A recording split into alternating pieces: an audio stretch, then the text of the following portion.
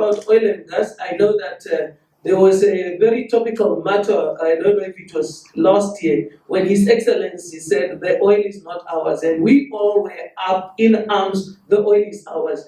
And I find it interesting sometimes when I think that Namibians, then sometimes we don't even have a sense of humor. Of course, the president, he's the one who wrote the Constitution. He's the one who chaired the Constituent Assembly that wrote the Constitution, and which says that all minerals and all assets that are minerals, oil, and so forth, whether they are in the ocean, whether they are under the ground, whether they are on the ground, they belong to the Namibian government and they belong to the Namibian people. He knows that, and therefore for us to make a huge story about that one, it was quite interesting. So then what does that tell us? It tells us oil is not a matter of a joke.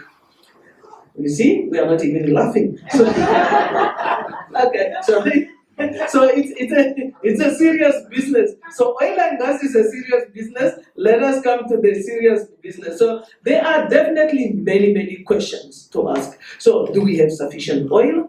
Will it be produced? When can it be produced? Somebody asked me a question recently and saying, can government accelerate the production of oil and gas? So many questions, so few answers, because maybe the answers are not with one person, they are in all of us. And I think that is why we were excited as the NIPDB when the Economic Association said, this year we would like our topic to be oil and gas. Are you with us again like you were with us last year? We are definitely with you. It's an exciting topic, it's a relevant topic, and we need to talk about that subject. So we are looking forward then to the 16th and the 17th that we are going to have this dialogue. And the dialogue is going to be joined by various parties. We have invited international participants, we have invited local participants. As it has been already mentioned, this is not about an annual oil and gas event. It is, the EAM has got an annual conference where they talk, it's about thought leadership, where they really talk about what is the most topical matter or issue that we have at hand, that we would like our members, that we would like civil society, that we would like the Namibian nation to deliberate on. And they have decided this year, let it be oil and gas, and I think it is really at the right time. From what we are hearing, all of us, we are hearing that yes, oil has been found in the Namib Basin, on the Orange Basin of the outskirts of Namibia and the ocean, deep sea level. From what we are hearing is that it looks like there is a lot of oil where it has been found. What we are hearing is that yes, getting that oil off the ocean, it might be a little bit of a challenge, but it could be possible. So that is what we are hearing. Now, what we are not hearing is when is it coming? When will we hear that one? What we are being told is give us 12, 18 months. When more appraisal wells have been drilled, then we will tell you more. But then we cannot wait until it is confirmed that, yes, we are starting to build, that we will then have conversations, because there is a lot of conversations to be had. What does that mean for Namibia? What does that mean for the current generation? What does it mean for the future generation? What does it mean for the governance? Who has done well in looking after their oil? Who has done not so well? What are the blessings that can come with this oil? What are the potential curses that can come with this oil? As Namibians, how do we need to organize ourselves? How can we make sure that with this oil we do not leave everything and focus on the oil and then maybe get the benefit, and one day it's not here or one day it's no longer in demand, and therefore as a nation, then all of a sudden we go back to poverty level? How do we make sure that whatever we get from that oil is sustained? How do we make sure that we maximize the benefit for Namibia and for our people? How do we make sure that we do not only drill a well, get oil out, export it, and we do not benefit in the upstream and in the downstream and along all values in the chain? So how do we do that? That are many, many conversations. And I'm sure that every Namibian would like to be part of that conversation. Of course, we would love to be able to accommodate all 2 point something million of us, we said 2.5, 2.8. I think they said this year or maybe early next year we will know where we are now. It has been a long time, so we don't know if we are now over 3 million, but let's leave that subject for another day. So there are so many questions, and we will all like to participate, and all of us have got views. Some of us are saying, government, please own the oil. Some of us saying, it's okay, government, as long as you make sure that you tax and you tax and you tax. Others are saying, no, government, tax, own, and do everything. Those oil companies, they must get zero of this oil of ours. Others are saying, please make sure that MSMEs are there. So many views. And yes, we will need wisdom, we will need guidance, we will need to listen to each other. And that is why we believe that this conference is necessary. So yes, it will have people that have had experience in oil and gas, but it will also have many Namibians who will be impacted by the development of this oil. So we are saying that about 40% will be what we call paid up. So we were inviting large companies internationally and otherwise that will be attending, and we said if international participants are coming, then definitely we would like them to make financial contribution, because whenever they attend conferences, they do pay up for those conferences. However, 60% will be available for civil society and Namibians. Now it's like, me as a Namibian, how do I end? It's very, very challenging to make a decision as to which Namibian makes it if many of us are there. And therefore, yes, there will be a registration, and that registration will require you to kind of identify what is your interest and what is your contribution. We would like people that are in the room to make significant contribution. And if you are not in the room, of course, we are looking forward for your participation online. So yes, like we have mentioned, the 16th and the 17th, we are looking forward to hosting you. Will we be at Safari or Country Club?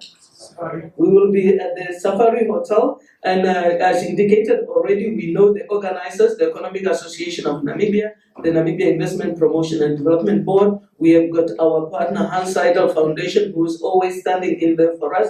We have got the NAMCOR, who has decided to partner with us this year, and we have got the support of the Ministry of Mines and Energy. Like I said, the few topics I have mentioned are probably the tip of the iceberg. You probably have got many, many more questions, many, many more topics that you would like to be addressed, and we are therefore looking forward to having quite a good deliberation as part of this.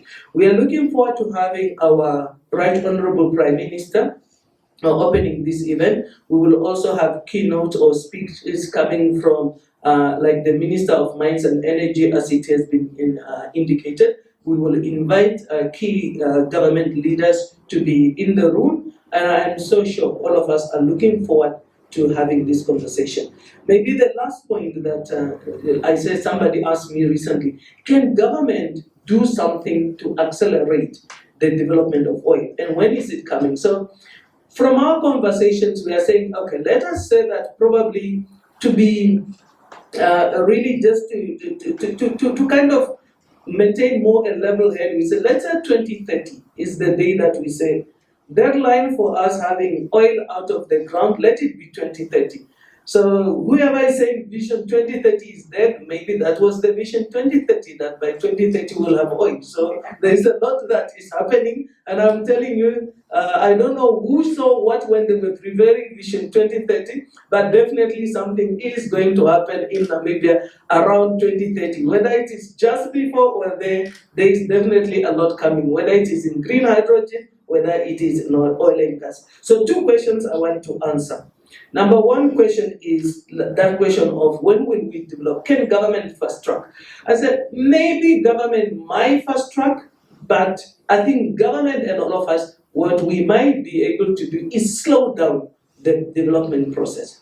And therefore that is what we need to be aware of. So yes, at this stage, the amount of money that is required in drilling wells, we know it's a significant amount of money. You and I would not want our government to spend that money to drill oil and to risk that money in oil that we don't know it is there when they were exploring all these years, and in oil that, yes, we don't know if it will be appraised correctly, and more money that will be required in the development. We would not like our government to spend that money. And therefore, at this stage, of course, the development itself is in the hands of the private companies that are drilling those wells. So then, what can we as government do? We can work with those companies, make sure that we've got a legislative policy that is very well balanced towards promoting investment, while at the same time making sure that Namibians get a fair share. And I'm sure that there are countries in the world that have accomplished that one, and we will be able to learn from them. What we can do is get so excited that we say we want everything, and therefore government is going to raise taxes to 100%, and whoever gets the oil gets zero. What we can do is get various stakeholders, groups that are coming up and having many conversations that are not done in a productive and engaging manner. That is what we can do to slow down. So if we want to make sure that we benefit from this one, then we need to engage, and that's why we are creating platforms like this. So that is the one question. The second question that gets asked is, last year we were promoting green hydrogen and clean and everything, and this year we're talking about oil and gas. Is that not something of a paradox? But what we are saying is that Africa has got energy poverty. And right now, the world is talking about transition. They are transitioning from something to something. We are transitioning from nothing to something. And yes, our contribution to climate, to pollution and dangerous climatic condition as Africa is like 0.00 something, and Namibia is even less. So if we are having people, like Jason has mentioned, what we are fighting in Namibia is poverty, what we are fighting in Namibia is inequality, what we are fighting in Namibia is unemployment. If we have got an industry that the world is demanding, that many people are supporting, and that industry has got the possibility of supporting the government in bringing an end to this challenge, then as Namibia, we will probably not be doing our duty as a government if we do not do that exploration, if we do not develop that asset for the benefit of our people. But we know that as Namibia, we are very committed to the environment. We have protected the environment in our constitution. We have got national determined contributions that we have made and that we have committed to, and this will not stand in the way of Namibia's commitment to the environment. So thank you very much, and I look forward to an engagement.